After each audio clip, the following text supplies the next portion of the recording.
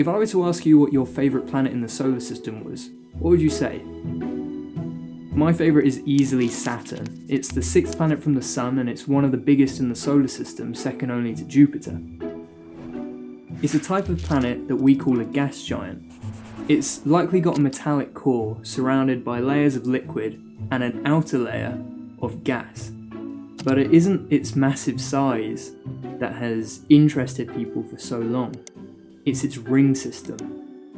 Saturn's rings are a beautiful natural phenomenon that have fascinated and puzzled astronomers for millennia.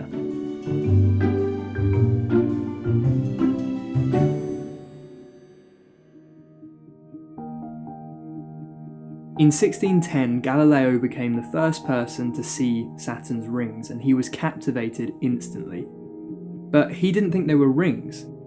Instead, he thought they were 3 separate bodies that didn't move around each other. In 1655, Christian Huygens became the first to realise that Saturn actually had rings.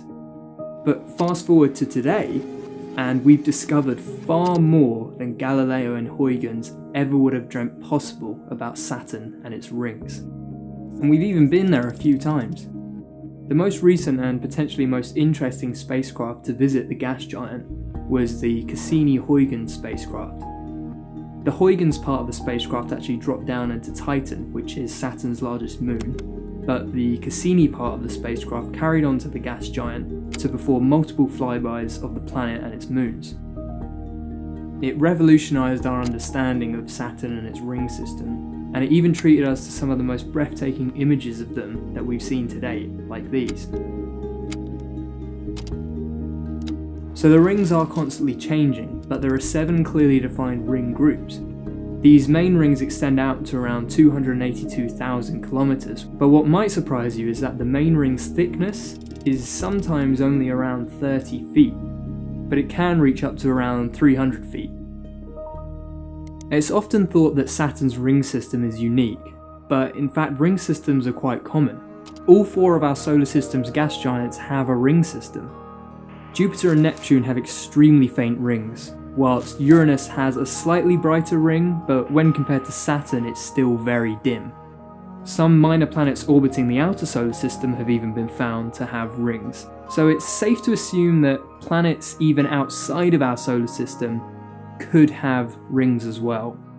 But if ring systems are so common, then how do they form? Well, to understand that, first we've got to look at what's called the Roche limit. Now every planet has a Roche limit, and it's essentially a radius around the planet where if an object enters into that radius, gravitational forces from the planet acting unevenly across the object will tear the object apart. These uneven gravitational forces are called tidal forces, and if that sounds familiar, it's no surprise. It's the same sort of uneven gravitational force that makes the moon cause the tides here on Earth. And it's this idea of a Roche limit that is key to the forming of a planet's rings. Essentially though, there are 2 options that it comes down to. Either Saturn's rings are almost as old as the planet itself, or they're younger.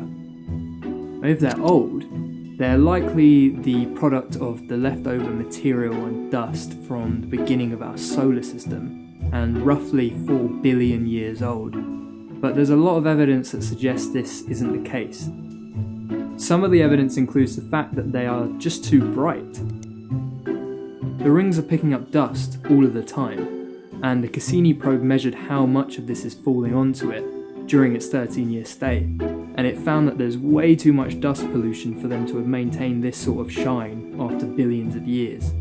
So the other possibility is that it's a lot younger than Saturn, and it's possible that it has something to do with one of Saturn's many moons.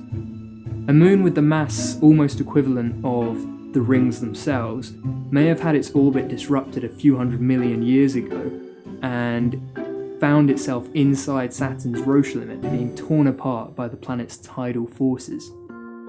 What's quite interesting about the idea that the rings could be that young is that when dinosaurs started to rule the Earth, Saturn didn't have these rings, so any keen dino astronomers wouldn't have been able to see these rings even if they were looking.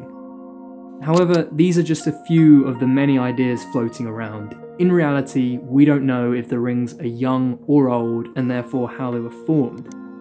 Some even think that the confusion around the age of the rings can be explained by some sort of recycling mechanism within the rings, where they form and then they accrete into moons, and then these moons shatter and form new rings in a repeating process every few 100 million years. And essentially what they're suggesting is an old system that just appears new. All we really know is that as we continue to explore the solar system and the universe around us, we'll learn more about the complex mechanisms behind planetary ring systems, and just maybe we'll solve the mystery behind one of the most beautiful sights in our night sky. Thanks for watching, guys. Let us know any thoughts you have down in the comments, and let us know any topics you'd like us to cover in the future down in the comments as well. If you haven't yet, feel free to head over to our Patreon page where you can actually support us on a monthly basis. We really love making these videos, and your support will be really appreciated, and it will also help us to keep upping the quality of these videos and hopefully bring more content to you on a more regular basis. So thank you in advance, and we'll see you next time.